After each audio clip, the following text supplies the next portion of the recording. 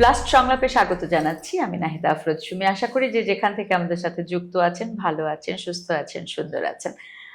একজন নারীর প্রতি যখন কোনো ধরনের সহিংসতার ঘটনা ঘটে তখন সেই নারীকে আবার তার স্বাভাবিক জীবনে ফিরে আসতে অনেকটা বেগ পোহাতে হয়।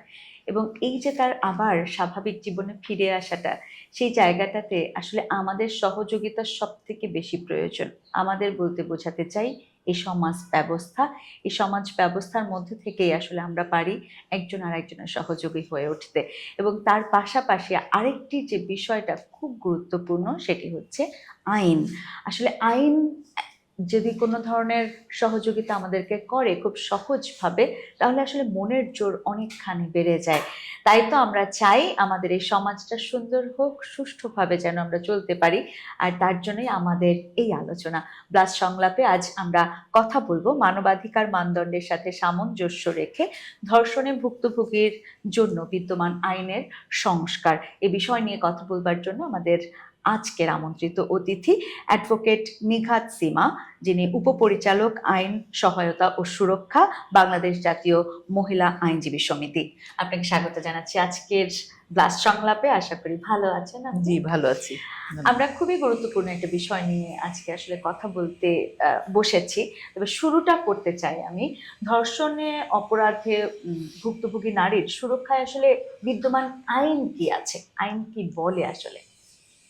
আমাদের দেশে নারী ও শিশু নিয়ে অনেক আইন আছে, বিভিন্ন রকম আইন আছে। এই আমরা যেমন এই ধর্ষণ বিষয় নিয়ে শিশুদের নিয়ে আমরা যেমন মহিলাদের নিয়ে আমরা এই 17টা সংস্থা মিলে রেপ ল রিফর্ম কোয়ালিশন একটা আমরা গঠন করেছি। এটা আমাদের সর্বদাই আমরা এই লটা নিয়ে কিভাবে দ্রুত মানে সঠিকভাবে প্রয়োগ হয় সেই বিষয়ে আমরা ত্বরান্বিত করার জন্য আমরা কাজ করে যাচ্ছি সর্বনিয়ত। তো নারী শিশু আইন আছে মহিলাদের নারী শিশুর জন্য। 2000 সালে হয়েছিল, 2002 সালে 3 যে সেটা সংশোধন হয়। এরপরে সে রিসেন্ট যে আমরা সমানেই আমরা কাজ করে যাচ্ছি, 2025-এ যে কিন্তু সংশোধ হয়ে পুরোপুরি আইন একটা হিসাবে আমরা পেয়েছি গত মার্চ মাসে। সে আমরা পুরো একটা আইন পেয়েছি। এজন্য আমরা অসংখ্য ধন্যবাদ দিচ্ছি যে এই আইনটা দিয়ে আমাদের যেই জায়গায় অনেক জায়গায় গ্যাপ ছিল সেই জায়গাগুলোতে পূরণ হবে। তারপরেও কিছু কিছু গ্যাপ আমরা মনে করছি যে রয়ে গেছে। যেমন নারী শিশু আইন আছে, বাল্য বিবাহের আইন আছে, বিভিন্ন এই আইন থাকার পরেও প্রয়োগগুলা কিন্তু আমাদের দেশে সেভাবে হচ্ছে না। প্রয়োগটা আমাদের দেশে হওয়াটা অনেক জরুরি। কিন্তু সেক্ষেত্রে সীমা আপা, আমি একটু যেটা জানতে চাইবো যে বেশ কয়েকটা আইনের কথা বললেন। আসলে নারীদেরকে একটি সুন্দর সুষ্ঠু পরিবেশ দেওয়ার জন্য বাংলাদেশ সরকার এবং সেই সাথে আদালত আসলে সমান তালে কাজ করছে, এবং সেই সাথে দেশ এবং দেশের যারা বেসরকারি সংস্থাগুলো রয়েছে সবাই আসলে চেষ্টা করে যাচ্ছে। কিন্তু মূল যে জায়গাটা আমি বলতে চাই যে এই আইনগুলোর পাশাপাশি আরো কি কোনো কিছু করার প্রয়োজনীয়তা আছে, নাকি আপনি মনে করেন যে আইনের প্রয়োগটা সঠিকভাবে হলেই আসলে ধর্ষণের শিকার নারী বা যে কোনো ধরনের সহিংসতার শিকার নারী আসলে সঠিক ভাবে আসলে তার জীবনটাকে যাপন করতে পারবে, আমাদের এই ধরনের আর কোনো রকমের কোনো অকারেন্স সংঘটিত হবে না? আমাদের দেশে এই আইন আছে, আইনটাকে আমরা জানাচ্ছি, আরো জানাতে হবে। দেশে বিদেশে গ্রামে গঞ্জে বিভিন্ন এলাকায় এলাকায় স্কুল কলেজ, হ্যাঁ, এসব জায়গাও জানাতে হবে, সচেতন করতে হবে। শুধু সচেতন করলেও হবে না, সেখানটায় ছোট ছোট করে যে কাউন্সিলিং এর ব্যবস্থা থাকে, কারণ মানুষ শুনে জানে কিন্তু রিসিভ করতে চায় না কিন্তু। হ্যাঁ, বিভিন্ন রকম মিডিয়া দেখে ধরেন ভালোটাও দেখলো আইন হয়েছে, আবার মন্দ কিছু যদি সোশ্যাল মিডিয়াতে আমরা দেখে থাকছি, মানুষ তখন কিন্তু ওগুলাকেই মিসইউজ করছে, ওভাবেই কিন্তু অন্যায় অপরাধগুলো হয়ে যাচ্ছে। তো সুতরাং আমরা যদি সচেতনতামূলক কিছু পদক্ষেপ নিতে পারি, তাহলে আমার মনে হয় পাশাপাশি অনেকটাই আমরা বের হয়ে আসতে পারবো। তবে আইন থাকলে মানুষ ভয় পাবে, ভয় পাবে, যেহেতু শাস্তির ব্যবস্থা আছে এখানে। যেমন এই আইনে, যেমন নারী শিশু আইনে যে 25-এ এসেছে, শাস্তি কিন্তু অনেক বেশি বেড়ে গেছে। জি। 5,000-এর জায়গায় 50,000, 2 লাখের জায়গায় 5 লাখ। এই যে শাস্তির পরিবর্তন। মেয়াদগুলো, এই পরিবর্তনগুলো হয়েছে, হুম। তাতে কিন্তু মানুষের মনে কিন্তু যে আগে 5,000 টাকা দিলেই বোধহয় আমার অন্যায়টা ঢেকে যাবে। ঢেকে যাবে। হ্যাঁ, আবার বা 5,000 টাকা দিতে এখন আর মানুষের কোনো খুব একটা ব্যাপারই গায়ে না, আসে কোনো না। জি। বিষয়ই না। জি জি। 5,000 টাকা কোনো ব্যাপারই না হুম, মানুষের হুম, কাছে, কিন্তু হুম। একটা গরিব মানুষের কাছে একটা ম্যানেজ করে নিয়ে দিয়ে দিবে, লোন করে নিয়ে হ্যাঁ, দিয়ে লোন দিল। করে নিয়ে 5,000 লোনের টাকা ব্যবস্থাও দিয়ে আছে দিল। এখন। একদম। তো সুতরাং এখন যেহেতু বেড়েছে, তখন কিন্তু মানুষ একটু চিন্তা করবে যে এই টাকার পরিমাণটা বেড়েছে, শাস্তির পরিমাণটা বেড়েছে, তাহলে আমি এটা আইন, শাস্তি, কঠোর শাস্তিমূলক ব্যবস্থা, কঠোর কঠোর পদক্ষেপ নেওয়া আসলেই জরুরি। তাহলে মানুষের ভিতরে একটা ভয় থাকবে, মানুষ সচেতন হবে এই জায়গাটায়, জি। অবশ্যই কমে আসবে, আমরা জি। আশা করতে পারি আর এবং কি। এই নারীর সুরক্ষার জন্য যে আসলে যে আইনগুলো রয়েছে, জি। তাহলে সেটা যথেষ্টই রয়েছে বলতে চান আপনি? নাকি যথেষ্ট কোনো পরিবর্তনের প্রয়োজন আছে বা আরো পরিবর্তন কোনো? কিছু কিছু, যেমন যে জায়গাটা প্রতিবন্ধীদের, আমাদের যে সাক্ষ্য আইনে যে 2022-এ সংশোধন হয়ে এসেছে, ওখানে কিন্তু প্রতিবন্ধীদের কিন্তু ওখানটা আরো সেবাগুলা আরো জোরদার করা উচিত, সেখানে সংযুক্ত করা উচিত। সে তাহলে কিন্তু তার, এবং অন্যান্য লিঙ্গ যে এখানে সংযোগ হয়নি, সেখানে ওটা ওটা সংযোজন হওয়া উচিত। কারণ শুধুমাত্র নারী শিশুর ছাড়াও কিন্তু আরো অন্য অন্য অন্য লিঙ্গ আছে, তাদের কিন্তু, তারা কিন্তু সেখানটায় প্রতিকার পায় না। ধরেন আমি একটা কেস ফাইল করলাম, হুম। সেখানটায় আমি নারী শিশু দিয়েই করছি, কিন্তু অন্য লিঙ্গ যারা আছে তারা কিন্তু সেভাবে প্রতিকার পাবে না, হুম। পাচ্ছে না। সেভাবে দেখা যাবে আইনের আঙ্গিকে আটকে যাচ্ছে, সে স্টেপ নিতে পারছে না কোনোভাবে। তো এই জায়গাটা একটু যদি সচেতন হওয়া উচিত, এখানে পদক্ষেপগুলো যদি নেয়, জনগণ অনেক সুবিধা পাবে, আমরা আশা করতে পারি আর কি। জি, এবং আপনি একাধারে বলছিলেন যে আসলে আইনের সংশোধনের প্রয়োজন রয়েছে, আর পাশাপাশি এটাও বলছিলেন যে সবচেয়ে বেশি যেটা প্রয়োজন আমাদের জনসাধারণের সচেতন হওয়া, সচেতনতা। এবং এই যে আইনগুলো আছে আমাদের জন্য, আমাদের সুরক্ষিত রাখার জন্য কত কত সুব্যবস্থা রয়েছে, সেই বিষয়গুলো আসলে আমাদের নারীদেরও জানার জায়গাটা হ্যাঁ, অনেক বেশি শক্ত হওয়া উচিত। হওয়া উচিত। তাহলে আসলে আমিও আমার অধিকারের জায়গাটা খুব হ্যাঁ। সুস্পষ্টভাবে ধারণা রাখতে পারবো। অবশ্যই, তো হ্যাঁ। সেই জন্য প্রচারণার প্রচারণা প্রয়োজন দরকার। থাকে আবার আমার। যেই আইনগুলা রয়েছে জনগণের জন্য, যদি আপনার এই যে যে ব্যবস্থাগুলো রয়েছে, যদি আরো নারী বান্ধব, জনগণ বান্ধব হয় এই আইন ব্যবস্থাগুলা, তাহলে আমার মনে হয় মানুষ আরো আইনি পদক্ষেপের জন্য এগিয়ে। ধরেন আমার একটা ঘটনা ঘটলো, জি। আমি কিন্তু ওখানে পরিবেশ পুলিশের বিহেভিয়ার বা অন্য কারো বিহেভিয়ার দেখে কিন্তু আমি আগাবো না। আমরা কিন্তু অনেক পিছিয়ে কথা বলি। হ্যাঁ, আমাদের একটা ইনফরমেশন সেখানটায় সেটা ঠিকঠাক থাকবে কিনা, হ্যাঁ হ্যাঁ হ্যাঁ, আমি আসলে যে এই জায়গাটাতে যাব আমি সঠিক বিচার পাবো পাবো কিনা, কিনা, হ্যাঁ। যদি বিচার না পাই তাহলে আসলে সমাজ আমার দিকে সমাজ কটু আমাকে দৃষ্টিতে কিভাবে তাকাবে। আমাদের দেশে কিন্তু, সমাজে কিন্তু মেয়েদেরকেই, যে যে ভুক্তভোগী তাকেই কিন্তু আমরা দোষ দিচ্ছি, হ্যাঁ, ফিঙ্গার পয়েন্ট কিন্তু তার দিকেই করা হয় যে আসলে হ্যাঁ, ধর্ষণটা করলো করলো তার দিকে কিন্তু কেউ তাকাচ্ছে একেবারেই না। না। গ্রামবাসী কখনো কথা বলবে না যে এ হচ্ছে হ্যাঁ ধর্ষকের হ্যাঁ ফ্যামিলি, হ্যাঁ, কিন্তু অবশ্যই। একটা মেয়েকে ফিঙ্গার পয়েন্ট করে বা তার ফ্যামিলিকে ফিঙ্গার পয়েন্ট করে বলবে যে এটা আসলে এই বাড়ির একটা মেয়ে ধর্ষণের শিকার হয়েছে। আমরা আসলে মুখরোচক কথা বলতে এমনিতেই অনেক বেশি পছন্দ করি।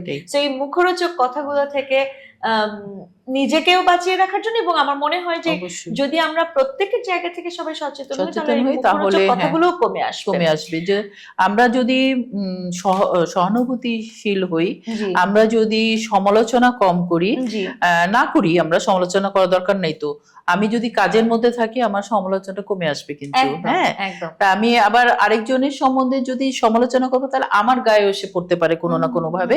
তাহলে এই কথাটা চিন্তা করে, যদি আমারও সন্তান হতে পারে, সে আমার বোন হতে পারে, আমার ভাই হতে পারে, আমার মেয়ে হতে পারে, তাহলে আমি যদি এভাবে চিন্তা করি, তাহলে অবশ্যই আমি সমালোচনাটা ওভাবে করব না। আজকে আরেকজনের গায়ে লাগলো, কালকে আমার গায়েও লাগতে পারে। তো ওই আমার গায়ে যাতে না লাগে, কিংবা আমার মানে প্রতিবেশীর গায়ে যেন না লাগে, সেজন্য আমাকেই সোচ্চার হতে হবে এবং সচেতন হতে হবে। আমি আপনি এই সচেতনতার জায়গাটাতে আমি আসছি অবশ্যই।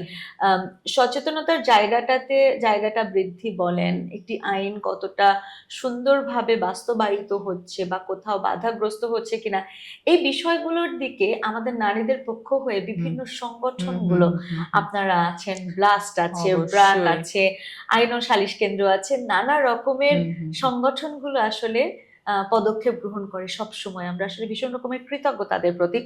এট দ্য সেম টাইম আমি যতটুকু জানি যে আইনসমূহ সংশোধন এবং বাস্তবায়নের ধর্ষণ আইন সংস্কার জোট নামে একটি জোট তৈরি হয়েছে।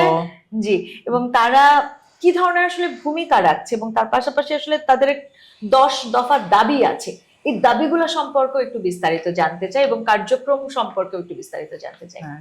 যেমন এখানে 10 দফা দাবির মধ্যে অনেকগুলোই এখন চলে এসছে। ধর্ষণের যে এটা স্পেসিফিক লিঙ্গ, যেটা আমি একটু আগেই বলে ফেলেছি, লিঙ্গ বিষয়টা ওটা আরো স্প্রেড হওয়া উচিত, অন্য লিঙ্গগুলোকে দেওয়া উচিত। এবং ধর্ষণ যে বিষয় যে হচ্ছে সেটা স্পেসিফিক ভাবে মামলায় নিয়ে এসে এই বিষয়গুলো নিয়ে আসলে পারে তখন সুবিধা পাবে, সুবিধাভোগী বা ভুক্তভোগী সুবিধা পাবে। এবং আমি যেটা বলতে চাচ্ছি, আমাদের এই রেপ ল কোয়ালিশনের মধ্যে আমরা মহিলা আইনজীবী সমিতির সাথে আছি, সেখানটায় ভুক্তভোগী যে ভিকটিম উইটনেস প্রোটেকশন ল এখনো মানে এটা মানে একটা সাক্ষী সুরক্ষা, আপনি একটা মামলা করে ফেললে পাশাপাশি সাক্ষী সুরক্ষা দরকার হবে, এখানটা সাক্ষী দুজনেরই সুরক্ষা দরকার হবে। সেই আইনটা কিন্তু ড্রাফট আছে, আমরা এই 17টা সংস্থা মিলে আমরা কিন্তু এই বিষয়ে কাজ করে যাচ্ছি। এ বিষয়ে সরকারকেও আমরা বলবো যে আপনারা যদি ভালো নজরে দেখেন, সুনজরে দেখেন, এই ভিকটিম প্রোটেকশন উইটনেস প্রোটেকশন লটা হওয়াটা খুবই জরুরি। প্রত্যেকটা আইনের জন্য কিন্তু এটা জরুরি, শুধু নট অনলি আমাদের ধর্ষণের, নারী শিশু আইন বা শিশু আইন বা অন্য কিছু, প্রত্যেকটা আইনের জন্য এটা জরুরি।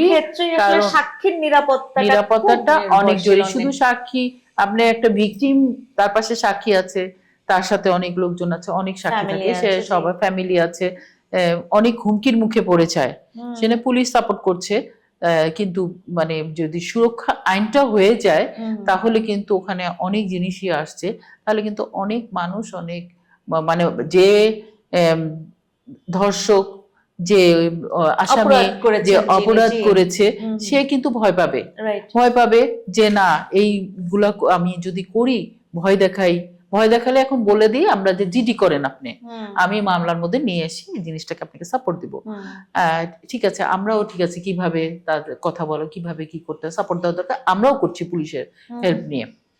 বাট যখন আইনটা হয়ে যাবে তখন কিন্তু মানুষ সচেতন হয়ে যাবে, তখন কিন্তু স্টেপ গুলো নেওয়ার আগে চিন্তা করবে যে আমি এটা করব কি করব, সে আবার একটা নতুন অপরাধ সংগঠন করতে চাইবে না, নিশ্চয়ই যাবে না, অবশ্যই করবে না। অবশ্যই খুবই গুরুত্বপূর্ণ একটা বিষয় আসলে এই আপনাদের এই উদ্যোগের মধ্যে।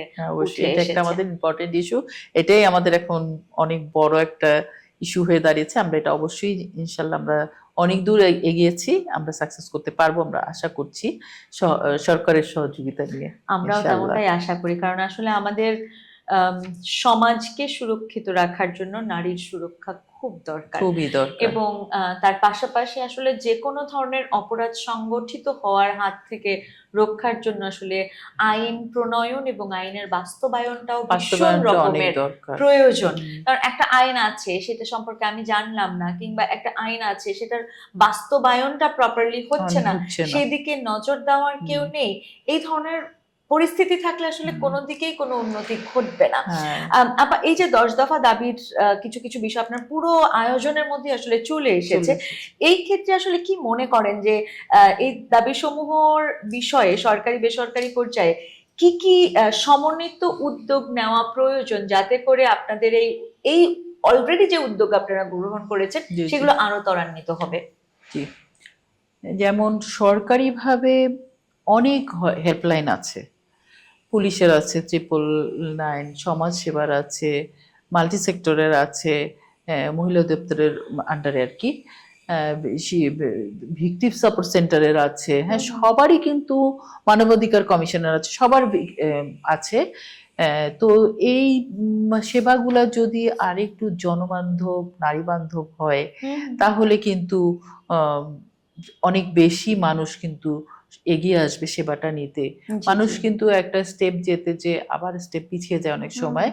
এই মানে যদি আমরা নারী বান্ধব বা জনবান্ধব হই, সেইটা কিন্তু এই এই জায়গাটা যদি সুপ্রতিষ্ঠিত হওয়া যায় যে না আমি হ্যাঁ পাবো, তাহলে আমি সুন্দর মতো পাবো, ভালো একটা বিহেভ দিয়ে। ধরেন আমি বলতে পারি আমাদের হটলাইন সার্ভিস আছে, ব্লাস্টের আছে, আমাদের যেমন দেওয়া আছে 01711, খুবই সময় 800401 মহিলা আইনজীবী সমিতির।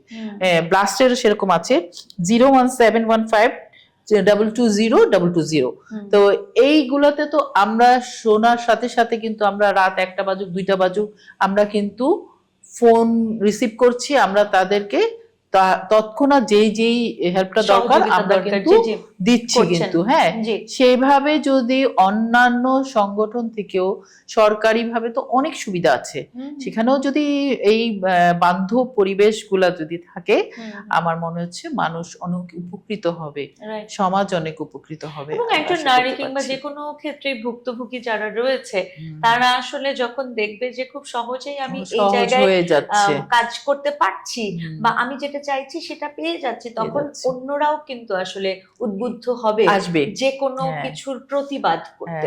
ইনফ্যাক্ট যেটা আপনি বলছিলেন আপা, যে কিছুক্ষণ কথায় আসছিল যে যদি আমরা ভিকটিম এবং সেই সাথে যারা আসলে সাক্ষী রয়েছে তাদেরকে যদি সুরক্ষিত রাখতে পারি। এখন যেমন অনেকেই আছে যে সাক্ষ্য দিতেই যেতে চায় না, আমি যেটা দেখেছি সেটা আমি বলতেও চাই না, দূরে দূরে থাকতে চাই, কারণ আমি এটার মধ্যে জড়াতেই চাই না ভাই, তারপরে আবার আমার পরিবারের প্রতি এসে একটা ঝামেলা পড়বে, কেউ ধর্ষণের শিকার হয়েছে তো হয়েছে, আমি আবার এটার মধ্যে জড়াতে চাই না। কিন্তু যদি আসলে এই ধরনের আইন আসে এবং সংস্কার করা হয় এবং তারা যদি আসলে সত্যিকার অর্থেই একটা সুরক্ষিত অবস্থানে থাকে, তখন কিন্তু এই ভয়গুলো আর কাজ করবে না। আমি আপনার এটা পাশাপাশি আরেকটা জিনিস একটু বলতে যাচ্ছি, এই যে আমাদের নারী শিশু আইনে যে বিষয়টা রয়েছে, এটা আমরা আমাদের এখানে সমাজে কিন্তু এভাবে অ্যাক্টিভেট হয় না। নারী শিশু আইনে আছে যে সাক্ষীর ক্ষেত্রে ক্যামেরা ট্রায়ালের একটা ব্যবস্থা আছে। সেই ক্যামেরা ট্রায়ালটার ব্যবস্থাটা যদি এটা নিশ্চিত করা যায়, তাহলে কিন্তু অনেক মানুষ এই বিষয়ে এগিয়ে আসবে যে আইনি সহায়তাটা নেওয়ার জন্য। অথবা আমার একটা ঘটনা ঘটেছে, ঘটনাটা আমি একটা সাক্ষী দিতে যাব সবার সামনে, এটা কিন্তু কেউ দিতে চায় না। আমার একটা ঘটনা একবার ঘটেছে, আবার আমি সবার সামনে পুলিশের সামনে একবার যে বলবো, আবার অন্য এত লোকের সামনে আদালতে মানুষের সামনে যে বলবো, এটা কিন্তু আসলেই সবাই হাসাহাসি করবে, এটা কিন্তু সহজ ভাবে নেয় না কেউ, আবার মানুষ কিন্তু সেটা সহজভাবে করতে চায় না। এটা যদি এই প্রক্রিয়াটা যদি অ্যাক্টিভেট করা যায়, ক্যামেরা ট্রায়ালের যে ব্যবস্থা আইনে কিন্তু দেওয়া আছে, কিন্তু কেউ প্র্যাকটিসটা করছে না আর কি, বাস্তবায়নটা করছে না। এই জায়গাটায় যদি বাস্তবায়ন করা যায়, তাহলে আমার মনে হয় অনেক অনেক সহজ হবে সাক্ষীর ক্ষেত্রে। সাক্ষী ধরেন ওপেন যখন সাক্ষীটা দিতে যাচ্ছে, তখন কিন্তু আসামি থাকছে, অন্যান্য অনেক লোকজন থাকছে, ভয়ে কিন্তু সে অনেক সত্য কথাও ভুল বলে ফেলছে, ঠিকমতো সাক্ষীর বিষয়, মামলার বিষয়গুলো ঠিকমতো আসেও না। আমরা না মানুষের পেছনে কথা বলতে পারি অনেক সহজে, কিন্তু আপনারই একটা কোনো দোষ আমি আপনার সামনে বলবো, এইটুকু কাজ কিন্তু সবার মধ্যে থাকে না। ঠিক তেমন করে যে অপরাধটা ঘটিয়েছে তিনি তো অলরেডি একটা হিংস্র মানুষ, এবং অলরেডি একটা, আসলে তাকে মানুষ বলাটাও আমার কাছে, যে কোনো ধরনের ঘটনায়, বিশেষ করে ধর্ষণ কিংবা নারীর প্রতি সহিংস ঘটনা যারা ঘটিয়ে থাকেন, তারা আসলে প্রকৃত পক্ষে আমরা যাদেরকে মানুষ বলি, শুধু অবয়ব ছাড়া মনুষ্যত্ব বোধ তাদের মধ্যে আসলে থাকে না তেমন করে। তো সেরকম একজন হিংস্র মানুষের সামনে দাঁড়িয়ে তার সত্যিটাকে বলাটা, এটা কিন্তু অনেকখানি মানসিক জোরের প্রয়োজন থাকে। যেটা আপনি বলছিলেন ক্যামেরা ট্রায়াল, এটা যদি সম্ভব হয়, তাহলে আমার মনের কথাগুলো আমি অকপটে স্বীকার করতে পারবো, বলতে পারবো। এটা অবশ্যই ব্যবস্থা প্রত্যেকটা আইনের সাথে আছে। এটা যদি আসলে বাস্তবায়ন করা যায়, তাহলে অনেক আবার দ্রুত বিচার যে ব্যবস্থাটা করেছে এই আইনে, এটাও যদি অ্যাক্টিভেট করা যায়, কারণ তখন কিন্তু সাক্ষী, ধরেন আমি একটা মামলা করেছি, ধর্ষণের মামলা, সেখানটায় 10 বছর পরে যে সাক্ষী হবে, আমরা অহরহ আমাদের মেয়েদের এরকম করে যাচ্ছি, 10 বছর পর সে কত চেঞ্জ হয়ে গেছে তার জীবনে, একদম। বিয়ে হয়েছে, সে শ্বশুর বাড়ি চলে গেছে, অন্য জায়গায় চলে গেছে, সে কি 10 বছর আগের হ্যাঁ, ঘটনাগুলোকে আবার সামনে আবার টানতে চাইবে? হ্যাঁ আনতে চায়নি, বলছে যে আমার হাজবেন্ড জেনে যাবে, আমি আনছি, এটা আমার যেতে চাই আমার না। ক্ষতি হয়ে যাবে, আমি এই জিনিসগুলো আনতে চাচ্ছি না। তাহলে মামলার তো তাহলে আপনি কোনো ফলাফল পাবো না, মামলাটা ওর বিরুদ্ধে চলে যাবে। Right. তা এসে যে এটি দ্রুত বিচারের যে ব্যবস্থাটা এখন হয়েছে, এটা দ্রুত বিচার আইনে ছিল, এখনো যে ব্যবস্থাটা নেওয়া হয়েছে সরকার থেকে, আইনটা হয়েছে, এটা অবশ্যই বাস্তবায়নটা আমরা চাই, আমরা যেন করতে পারি, আমরা যে বিভিন্ন ভাবে যেন এটা পিছিয়ে না যাই, তাহলে অবশ্যই কিন্তু অনেক উপকার হবে, অনেক নিঃসন্দেহে। মানুষের সহিংসতা গুলা কমে আসবে, আমরা আশা করতে পারছি। আমরা সেই আশাবাদ ব্যক্তই করতে চাই সব ইনশাআল্লাহ। সময়। থ্যাংক ইউ আপু, ইনশাআল্লাহ। আমাদেরকে সময় দিলেন, ব্লাস্ট সংলাপে আপনি আসলেন, আমরা খুবই খুশি হয়েছি, অনেক অনেক কৃতজ্ঞতা। আপনি খুব ভালো ধন্যবাদ। থাকবেন। আপনাকেও ধন্যবাদ, সব ব্লাস্টকেও ধন্যবাদ, বাংলাদেশ জাতীয় মহিলা আইনজীবী সমিতির পক্ষ থেকে সবাইকে ধন্যবাদ। ধন্যবাদ। সুপ্রিয় দর্শক, যারা এতক্ষণ ব্লাস্ট সংলাপের সাথে ছিলেন, আমরা এতটুকু অন্তত পক্ষে বুঝতে পারলাম যে আসলে আইনি যে ব্যবস্থা রয়েছে, সেই আইনি ব্যবস্থাগুলো একেবারেই নারীর পক্ষে রয়েছে, নারীকে একটি সুন্দর পরিবেশ দেওয়ার জন্য রয়েছে, এবং আরও কি করে নারী বান্ধব হতে পারে সেই জায়গাটাতে আসলে অনেক সংস্থা মিলে তাদের অক্লান্ত পরিশ্রমের ফল হিসেবে এই নারী বান্ধব সমাজকে নিয়ে আসার চেষ্টা করছেন। শুধু আমাদেরকেও একটু এগিয়ে আসতে হবে, এটাই হচ্ছে আমরা চাই। সবাই মিলে একসাথে ভালো থাকবো, এই প্রত্যয়ে আজকের মতো ব্লাস্ট সংলাপ থেকে আমি নাহিদ আফরোজ সুমি বিদায় নিচ্ছি। সবাই খুব ভালো থাকবেন।